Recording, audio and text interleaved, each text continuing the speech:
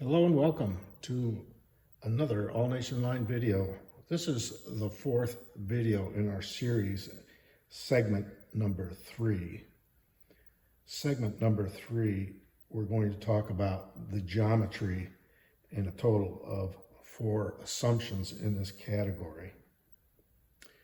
The first assumption number 6, if you've been following this series, we want to measure and document the available space envelope before designing anything for this drive mechanism. Now there's 3 items that you might want to take note. Number 1 would be the interior floor width, side to side, the narrowest point the mechanism has to fit through. Ceiling height from rail to floor, how much vertical space the mechanism has to live in. This is tighter than you might think almost every time. Truck center distance. This controls the wheelbase, which controls minimum curve radius, which controls where this locomotive, or in the case of this light rail vehicle, can operate on your layout. So you really want to write these 3 down before you open your CAD program, if we're going to later talk about developing the parts in your CAD program to 3D print some of these for this mechanism. These 3 numbers, or items that we've just talked about, constrain every subsequent decision. Your motor length, the gearbox height, shaft diameter, flywheels if you're going to try to stick a flywheel on the shaft, everything. If you start CAD before you have these 3 dimensions documented as actual numbers, not approximations, actual measured numbers, you're designing in the dark, and basically you'll be working by trial and error, and you would want to avoid that if at all possible. So with the light rail vehicle, when I first scaled this up and printed it, I did the floor initially, and as you can see, it's solid, and I knew right off the bat that I'd have to independently figure out where the kingpin is going to go and center when I put trucks under this. Optionally, we were able to print the floor for the passenger ends in anticipation of a different way of mounting a dummy truck, or even if we wanted to put the power on either end of the car. This space here is comparable to the space on the generator car, which is much shorter, of course, but the actual interior and option for mounting a truck, or a power truck in this case, is very much the same. So what we're going to talk about next is the actual generator piece itself. In this case, this is probably the most simplified way of taking your measurements. You basically, all you need to do is take your ruler, measure the length, the width, the height, and take into consideration your frame here, where we're going to basically mount the power truck in this area.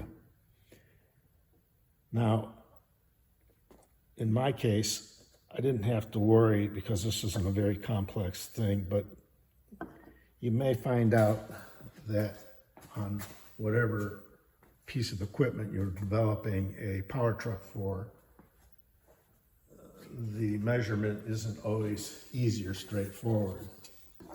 So in other words, you get my grandfather's trusty pencil out, help write a perfect Santa Fe safety record. You can't erase accidents. Here we go. Say you have a form factor that does look sort of rectangular, but on the inside walls you got curvature, and determining your actual space that you have to work with, you might have to do a little calculus and integration to be more exact and know where you're going to be able to use. And I found that in the case of this model, I wanted to utilize as much space as possible with a motor, and I ended up removing some of the thickness of the ends of the walls to give me a little more length in here for my motor shafts. So there's always something that tends to deviate, and even in the case of the frame, you'll notice there's some material that I removed here just so we would have adequate clearance on our motor shaft with a sprocket, because we don't want to be bumping into anything. And so I estimated that very close with my measuring. So that's why it's important early on to have a good handle on that. With the passenger end, we're not really as worried about clearance, because in this case, I'm only interested in using the actual bogie itself, mounting it in here, and there's, as it turns out, there's plenty of clearance with this bogie. So that is very straightforward, but this was a starting point before I jumped into actually working with the generator space to develop the mechanism. Assumption number 7. Select the motor first, design the mounting system around it. There is no standard motor for O-scale mechanisms. Every installation is a custom installation, which means every motor mount is custom hardware, and something that I typically end up 3D printing. Given that reality, there's only one logical sequence: choose the motor, then design the bracket. So I'll go through and lay out my motors collection and try to figure out what I want to use. You know, I have a whole variety of motors because I've been working on a lot of these things, different sizes, and the characteristics of the motors are different from one to another, because of course they're wound differently. And these really tiny motors are just about only good for turning an exhaust fan on a diesel engine. They don't give you much power. So testing the motors and getting familiar with them is something you want to do ahead of time, which I have done in this case. And I've decided that even in this type of installation where I'm only gearing one axle and powering it, this little motor isn't wound such that it gives me enough power, at least not power that I want for this particular model. So I did end up going to a larger motor, which is like a 30 millimeter in diameter. It's quite a bit heftier, and I know that motors like these work okay in a doodlebug truck installation. So it's something that you would want to examine and maybe get the specs on your motor to see what kind of characteristics they can deliver for you. So there's really three things you want to think about. Torque, can it pull what I need it to pull? And in this case, the light rail vehicle really isn't pulling a whole string of cars. It's push-pull kind of a thing, and it's a relatively modest or light vehicle that'll be running on your layout. The RPM is in the right range for your target gear ratio. So we're talking about using sprockets, and the advantage of sprockets is we can, set it up for like 1-to-1 ratios, or 16 teeth versus 12 teeth. And if you go to our website, we have on the digital workbench an area where you can ask all about gear ratios and sprocket ratios and get pretty good answers without having to do any math yourself.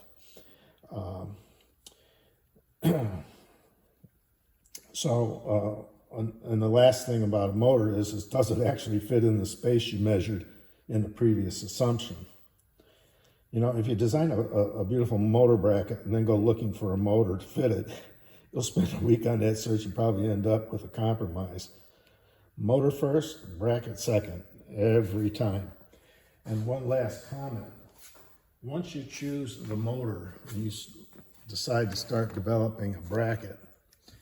And I would suggest that when you're in the CAD program, just don't print out the whole bracket. What you want to do is maybe just slice off and print a ring and make sure that your inside diameter on your bracket on the housing that you're going to mount the motor to is the correct inside diameter, because you'll end up printing the whole thing and finding out, it doesn't quite fit, and then you're back into the CAD program tweaking it. So save yourself some time and headache, particularly because I know sometimes, and this has been the case with some of my 3D printing, that after you print something, it can shrink a little bit, even though you think you're right on the money with your dimensions. But it's always a good idea with whatever filament you're using to just, do a preliminary print and test it, make sure before you print the whole item.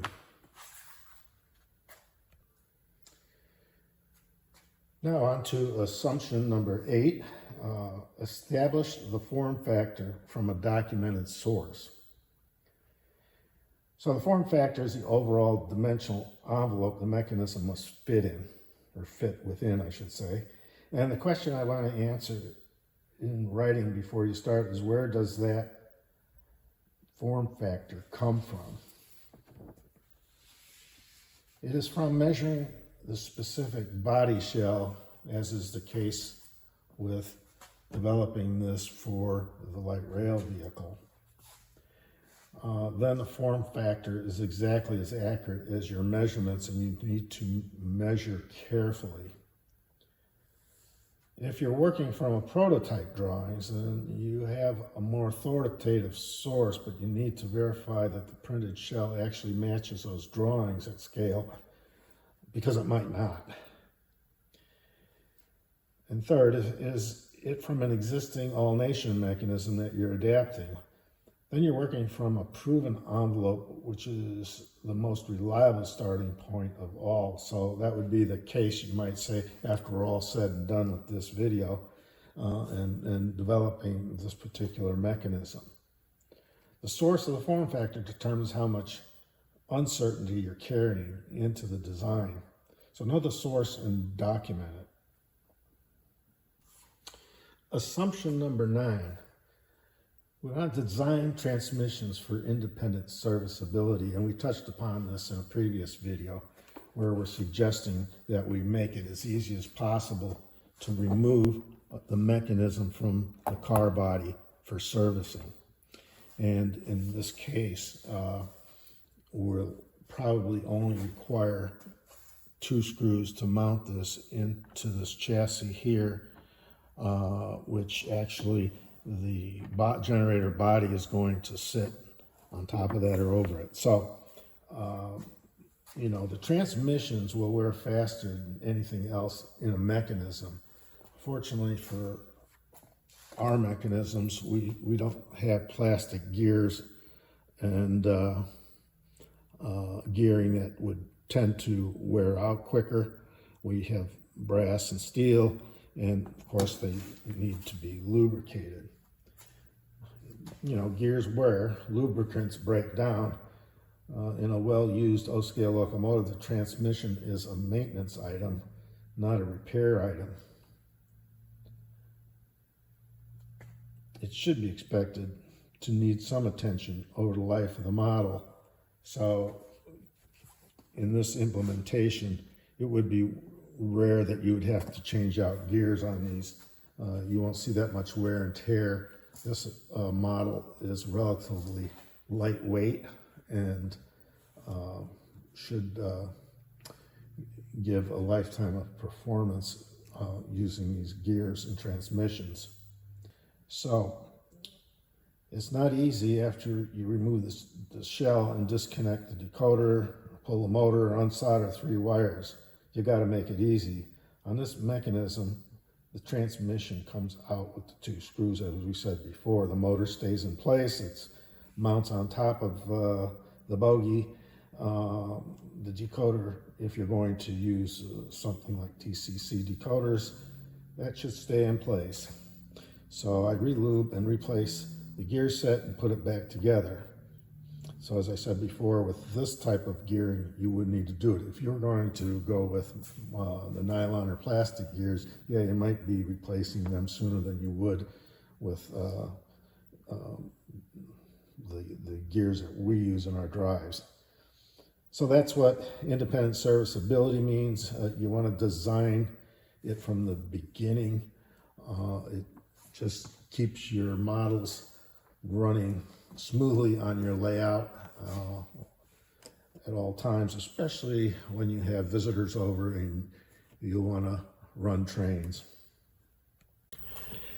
This concludes the discussion for segment 3 on the 4 assumptions, but I do want to bring in at this point some of our information regarding the frames that we 3D printed and developed for not only the dummy truck here, but also a slightly modified one for the transmission that's going to go in the generator car. We'll also go through the construction of a transmission that's used and mounted on both axles, because we want, in this case, to have both wheel sets driving this particular model up and down the track. And a lot of the parts that we showed previously here we'll be talking about. So the first thing I want to show you is I want to take this part real quick and show you the simplicity of this. So we're just going to take the kingpin screw out so we can show you the spring, because it is spring loaded.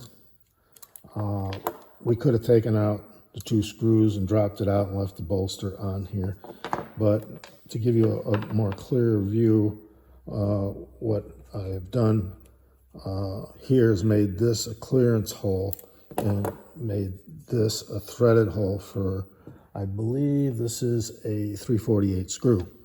Could have used a 440, I suppose, but in any case, we won't be using this frame because obviously with the coupler ends, this is the frame that is typically what we would probably use for the generator car. And you can see already on this one, I've taken out a lot of material on the end of this car, which is what we're going to use when we install the transmission here later on. The bolster bar is flat, doesn't need to have any kind of depression in it. The trucks have lateral movement. We use the brass bushings for the wheel bearings, which you can see here on both of them. And so this is a pretty sturdy little piece that we'll install on both ends of the car. When I'm all said and done, that's where we'll be at. And such is the case with this bogie frame. Even though it's not perfectly identical to the one we use in the transmission, the height is going to make it so the car is at the same height above the rail all the way across. Now I want to talk a little bit about the transmission itself, because your motor shaft is going to attach to a driven shaft, and in this case it'll be with a chain and sprocket implementation. But in order to develop this particular piece, you need to use a gearbox, right? So our standard gearbox is either stamped metal sides, or I 3D print them sides and stamp these out so that they match. And we use the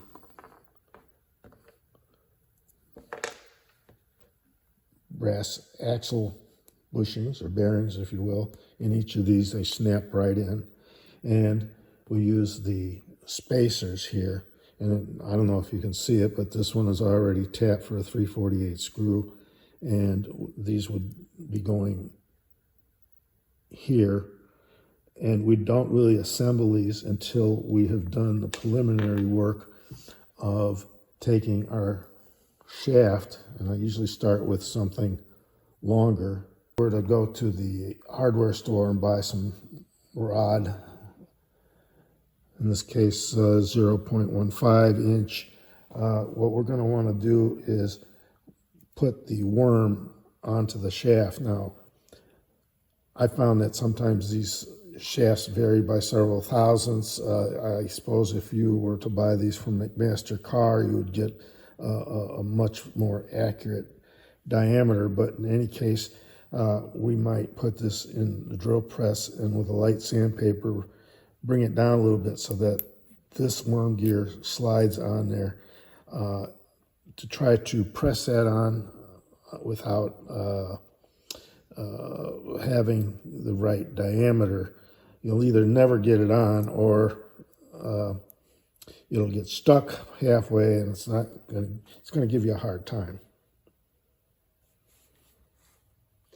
So before we talk more about these particular bearings that we implement into the gearbox, I want to just briefly mention that on our drive shafts, we're going to want to install or mount the worm gear on the shaft. I usually like these to be a little long because I can always cut them later to length. Like, for instance, on this one, I left it long because at the time wasn't sure what I wanted to do. I may trim this flush and then put a universal on this end.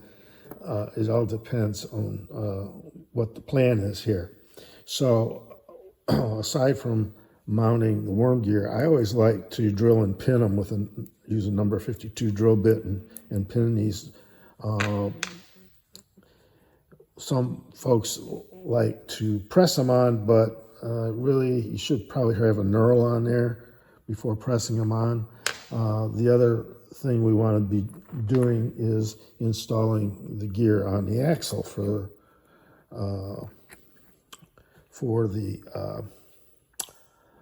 before we assemble one of these transmissions. And again, I usually will drill a little hole and pin it, and I'm pretty much assured that this gear is not going to be turning on the axle.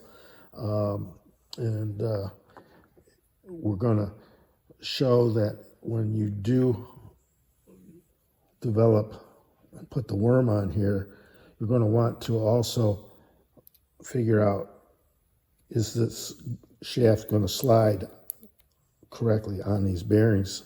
And sometimes they slide right on and there's no slop in them. Other times, like here, I can't get it in, so I may ream these just with a reamer a little bit, and I'll get the kind of fit that I'm interested in. And so you don't want any kind of slop either in the bearing. You don't want any kind of slops when you put these worm gears on, or on the gears on the axles, because then you're going to be wobbling and your concentricity will be out of whack. So you maybe have to do a few of these to get it right, but in any event, once you have the gears mounted on the axle and on the drive shafts, then you can start to assemble these gearboxes. And at that point in time, you'll know if it's nice and smooth, you know you have good concentricity on this. If it's binding, it could be for several reasons.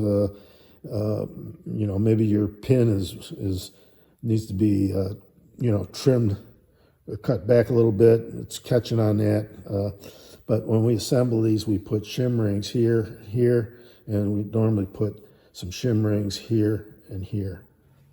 So that's a little bit of information on developing the transmissions, and I would typically would show you on the drill press and drilling, but it's not going to gain you any additional information. That's just the mechanical part of getting the part ready for assembly. And in the case here, you can see that these 348 screws, they have a lock washer under the head, and they go in just far enough, but they don't touch the drive shaft and bind it. And these work real good for being able to service these in the future. Okay, the reason I'm showing this is not every modeler that wants to do scratch building is going to have advanced equipment like a lathe, but you can do so much with a desktop drill press. And in this case, I want to quickly demo how we pin these gears onto the axles using a number 52 drill bit. And we're using this knurled pin when we're all done to secure it. And what we do is typically with a lot of our scratch building, we have to make our own work holding fixtures or jigs that helps us center the piece and hold it firm while we drill it. I also want to remind you that wear your PPE for safety. Always think of safety first before doing any of this. So the setup is this. I mount the number 52 bit in the drill and mount it so that it's not that long, the distance. I don't want it to be wiggling a little bit as we initiate drilling the hole. On the fixture, we have centered the axle and we centered the gear on the axle, and we've tightened down the clamp on the bed of the drill, and we clamp the vise with a C-clamp. Nothing fancy, but it's enough to get us all the way through when we do the drilling. And instead of having the second half of the fixture holding this, it's just easier to use a pair of pliers and drill it through. Nothing fancy again, no special tools required.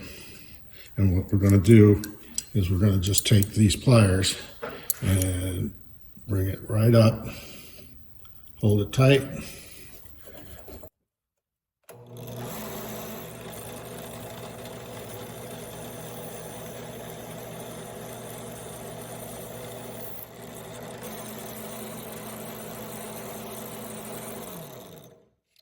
Now note, we drilled between the teeth, and we also made sure that when we fixed this with the C-clamp that we were centered on the axle in a linear center. We weren't off to the left or to the right.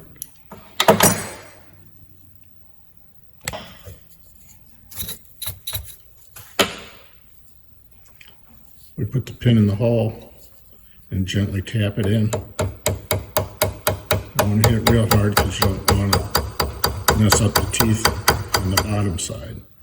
And now from here, what I do generally is I put it on a piece of wood so that this has some sort of cushion, and I'll use a punch to punch it all the way through. Once you're done drilling and pinning, what you want to do is take your ruler and just double check that you're perfectly centered. Okay, now I want to show our assembly of the gearbox. So we have the gearbox sides. This is steel. We stamp these. I also have them in polycarbonate, which tends to absorb more of the noise. It makes for quite a running mechanism. But the starting point is to put these bearings for our drive shaft into these holes. And typically you would have to, I do these, I use a little rat tail file and take any burrs that are out of here. We want a really nice fit at this point, and we'll show here in a minute how we're going to drill and mount our worm gear on the drive shaft. Typically, I'm going to set up the drive shaft, but note that on our spacers, we have quite a bit of space here, and these need to be ground off flush with the gearbox plate because we're going to want to use a lock washer and a 3/48 screw in here to secure these. Now we're going to prepare our drive shaft for the worm gear, and we have already tested that the worm is going to go on the shaft exactly the way I want it to fit. I prepared this ahead of time so it wouldn't take up too much video time, and now we're going to make sure that this shaft works in the bearings on the gearbox sides. So here is the setup. I took and made sure that these bearing surfaces were reamed out a little bit to accommodate this shaft exactly the way I wanted it, so that there's no slop, but it's not so tight that it's going to prevent it from turning. And then I've got my shim rings located in here to give me the approximate position, but I want to let this drive shaft run wild on either end, and then I will turn this end down to accommodate the universal joint. So as a quick demo, I've set this gearbox up in preparation for mounting the worm gear on the shaft, and what I've done is reamed out these bearings perfectly so that the shaft does not bind or turn. It's not too tight on the shaft, and it isn't so loose that it's going to cause it to go out of concentricity. We will test it later, of course, because you never know. And so the next thing I generally do is let these shafts run wild, because I know I can always trim them. And we will take this apart and turn this end down to accommodate the universal joint. And then we'll go ahead and drill and pin this permanently on the shaft.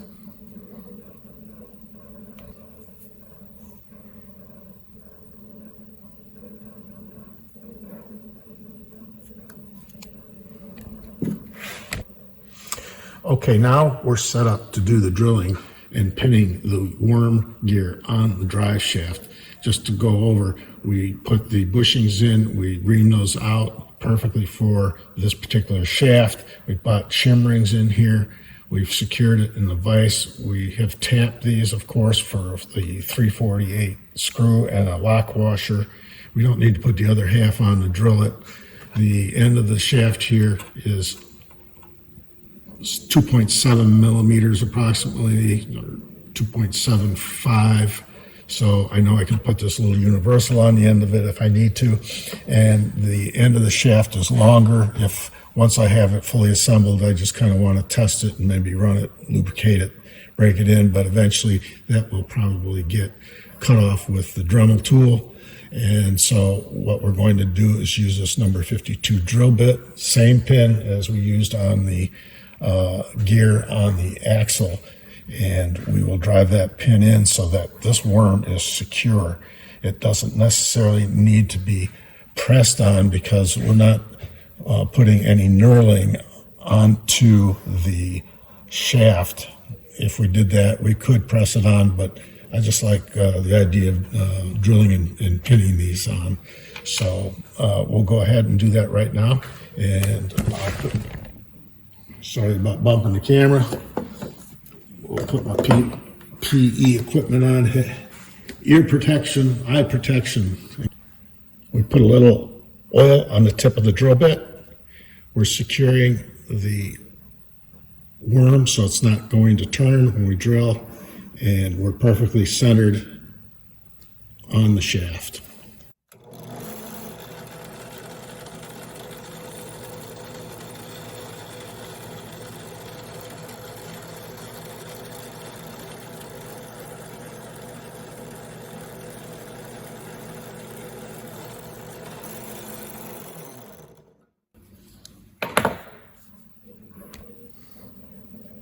Okay, here's the finished transmission.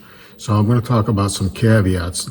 Now these bearings here on the axles here may not always be a press fit.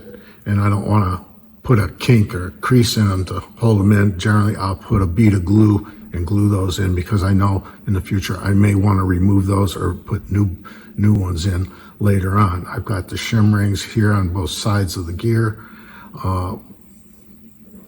This turns really smooth. I'm very happy with that. It needs a little oil because, as you can tell, it's very dry.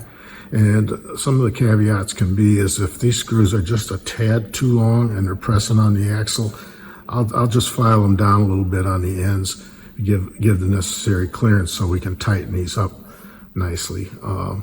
And then later on, what I'll do is probably stick this in the drill press, put it on a low RPM, and just run it in both directions and see how it feels after I lubricate it. But I can tell right now this is pretty smooth. Nothing seems to be grabbing. I mean, you can sometimes put a shim ring in there, and if it has a burr on it, it might hang you up a little bit, but there's just enough lateral play here that I like, and the concentricity is perfect.